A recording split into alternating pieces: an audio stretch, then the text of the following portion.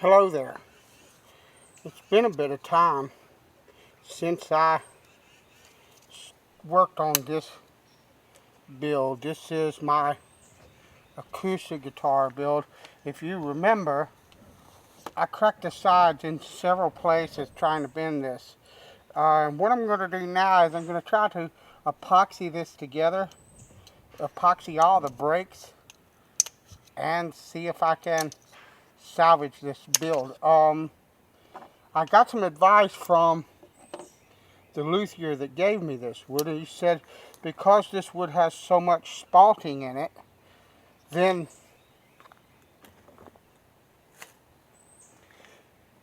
you probably won't even be able to see these cracks once I get done with them. You know, with him, that might be the case, but I do not have his skill level is far above mine. And so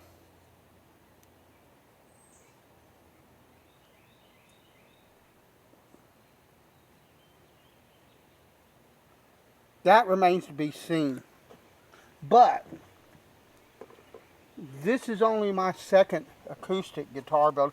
I've built electrics for 12 years, and that allows me some advantage when building acoustics,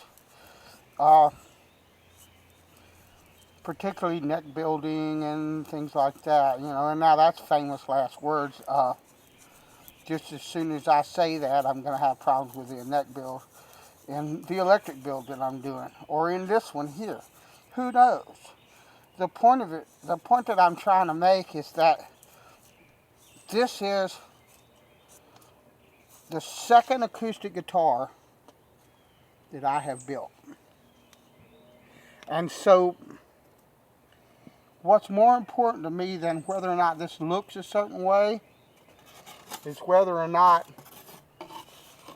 the build quality is good enough that,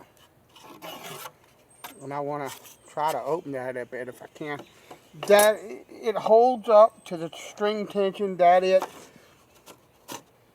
sounds good, that it plays well, that it plays in tune. You know, the frets are cut in the proper places, and the bridge is placed in the right place. And I'm trying to get this. I don't know if you can see what I'm doing or not right now, but I'm taking this brush and I'm trying to shove this epoxy into that crack, because right now I can't really, if you can't see, you know, that's kind of a concern for me, because this is a YouTube channel and I want you to be able to see what's going on. But the most important thing right now is that I get this done right. So we're gonna see if we can clamp this, and I'm hoping that these flat cawls like what I've got here will force the wood to flex back this way and close that crack. I don't know if that's going to happen, but that's the hope. And it remains to be seen whether I can even do this. But the thing of it is if I can do it, you'll see. And if I can't do it, you'll see. Part of this is not just I want people to see me building a guitar. Obviously I do, because otherwise I wouldn't have a YouTube channel about it. And that's just, you know, come on now. But what I want to do is encourage people to try. If that's something that if it's something that you're interested in, because it really isn't rocket science. Building guitars takes patience and time, but all the skills that are required, they're all learnable. You can learn them. You can learn to build them. You don't have to be anybody special. And now I'm going to try that, but I don't want to break anything, so I'm not going to put a whole lot of tension on that. I know you don't know what I'm talking about, but these sides have a curve in them. When it comes to, like, I have a crack on this side that I'm fixing to address.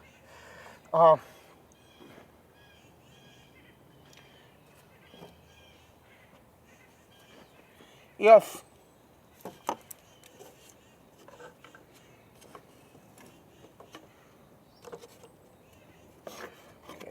you need to go here.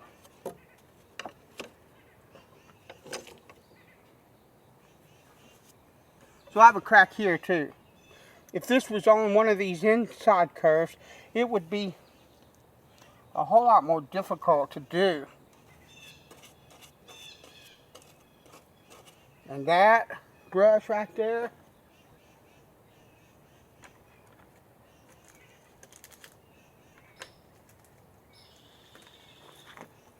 that ain't worth a flying flip. Let's get this small brush, see if I can get some of this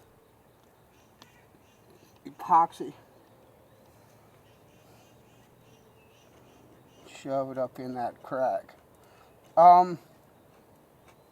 But yeah, if this was on one of the inside curves, like that was, it would, or like, you know, if it was here instead of on the outside, then I might have more trouble. The crack is on the outside here, and it's on the inside, but on a more flat area here, so that although the thing broke, it broke in such a way that should allow me the ability to fix it. Yada, yada, yada. But yeah. So I'm gonna see if I can clamp this puppy and repair it. And it's gonna do what it's gonna do. But it's worth a shot. These woods are beautiful. And one of the things that draws me to guitar building is the beauty of the wood. I like working wood, and I like the beauty of wood. These woods are lovely. But, you know, there's a wonderful characteristic of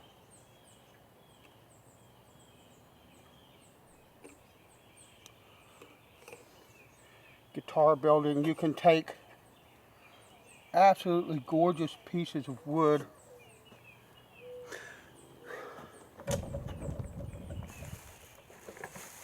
I don't know if that'll do any good or not. Reach in there, no it won't. But you can take beautiful wood and make it sing beautifully. And to me that's the attraction. So I want to do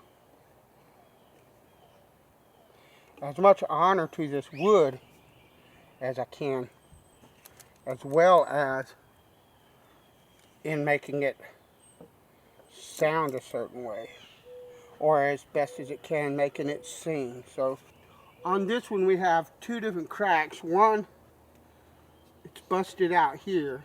That I'm going to repair. There is also this. I already have glue in that from trying it with wood glue. I may try to put some epoxy in there. I don't have a whole lot of confidence that that's going to hold.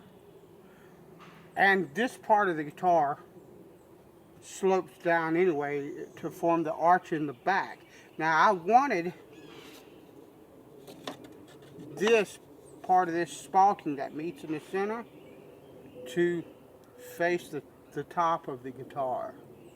But it's a small thing in the grand scheme of things to make this the back instead of the top, because I could still, it'll still be beautiful no matter what. So what I want to do, that's a 5-minute epoxy, and I think it's probably been more than 5 minutes.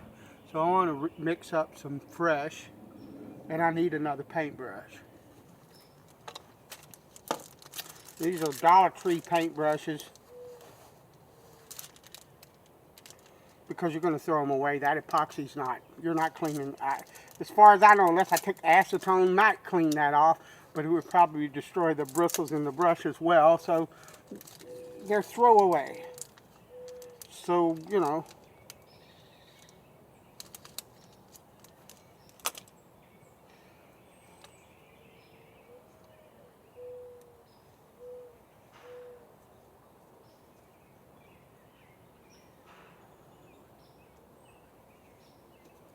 and that should be more than enough.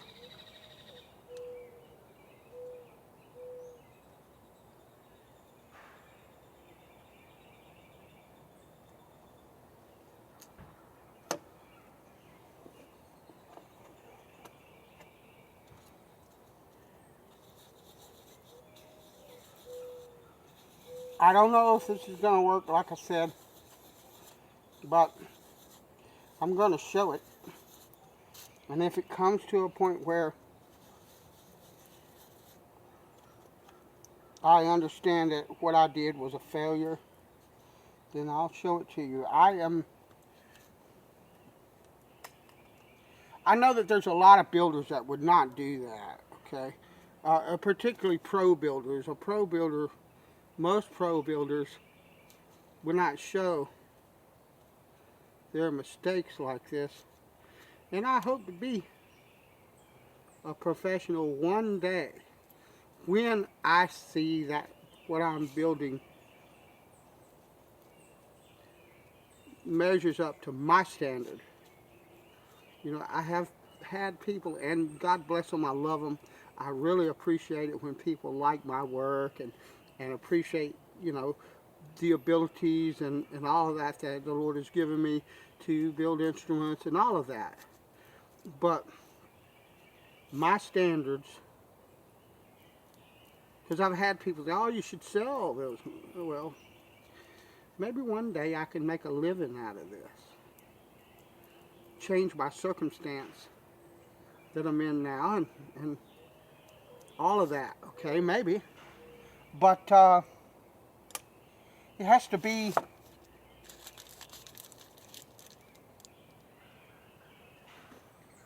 my standard. If it's not, then I'm not doing it. And if I have a standard and I'm asking people to pay for the instruments that I'm building, my standard must be high. It must be. So, I mean, that's some musings and ramblings while I fix this back and side set, okay? That's all this is. So, but yeah, and because I had a subscriber or viewer, I believe he's a subscriber, but commented on one of my videos. He said, I really like your videos because it's like, and this is a paraphrase because I'm not sure if I can remember exactly what he said, but it's like you're trying to share, like you're just talking to us from your living room or something like that, like you're trying to share with us like you would a friend. And that is what this channel is. I greatly value my viewers and my subscribers. And I'm honored that anybody would watch me build.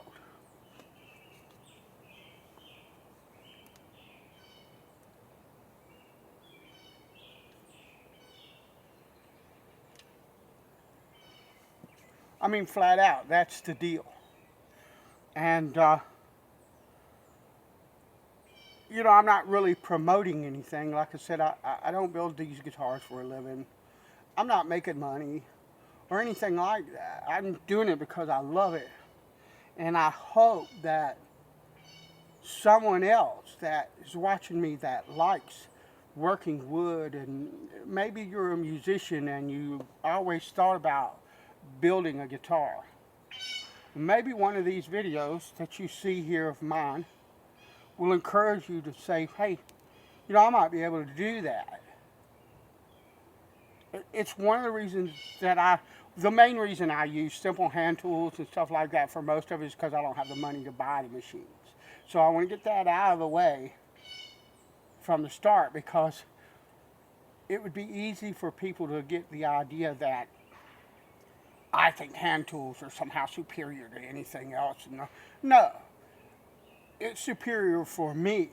I think it brings me closer to the wood. I think I feel the wood and smell the wood and for lack of a better term, can sense the wood and what it's doing, because the hand tools bring me closer to the wood. But that doesn't mean that hand tools are better than the more machine-oriented work that most luthiers do. And please understand, you know, the guy can have a thickness sander, a big thickness sander. He can use, and I use routers for some of my work, and I use more power tools in electric builds than I do the acoustics, okay? That's still a handmade guitar. It's not going through an assembly line with 5 or 6 people working on it. There's a luthier, and the man or woman is working on that instrument. Their hands are what touches it. Their hands are what design it. Their mind and their ears and their intuition and all of that they've learned over the years of their craft is what shapes the sound and the look and the feel of their instruments. And that is every bit as handmade as what I do. Flat out. But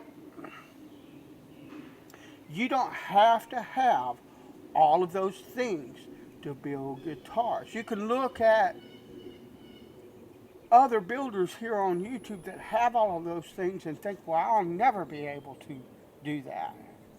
That's not true. If you love something, you can find a way. And guitars were built for a very long time, 100 years or more, to a couple hundred years, probably 200-300 years before anybody ever invented a wall socket you could plug something into and have electrical power. Okay? They were built by hand. A lot less poorly than I'm building them. Okay? So if you want to do this, you can do this.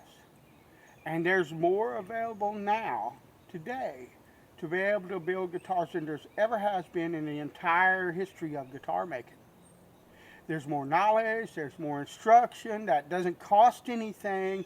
You don't have to apprentice to some guy that is the biggest jerk on the face of the planet and treats you bad, misuses you, all kind of stuff. That went on 100 years ago. Okay? You don't have to do that anymore. You can do it yourself. And if you're interested in it and want to try, I encourage you to try. Buy the cheapest instrument grade wood that you can. That's properly, at least decently quartered for its grade. That's seasoned properly, that kind of deal. So that when you make, you don't have to worry about the variable of the wood being all funny. and try to figure out, well, did I make a mistake there, or was it just the wood? But I could ramble on about that pretty much for the next hour. My camera will time out before that. But I appreciate you coming along, and we will see what this does, whether or not I can use this or not. Thanks for watching, and I'll talk to you later.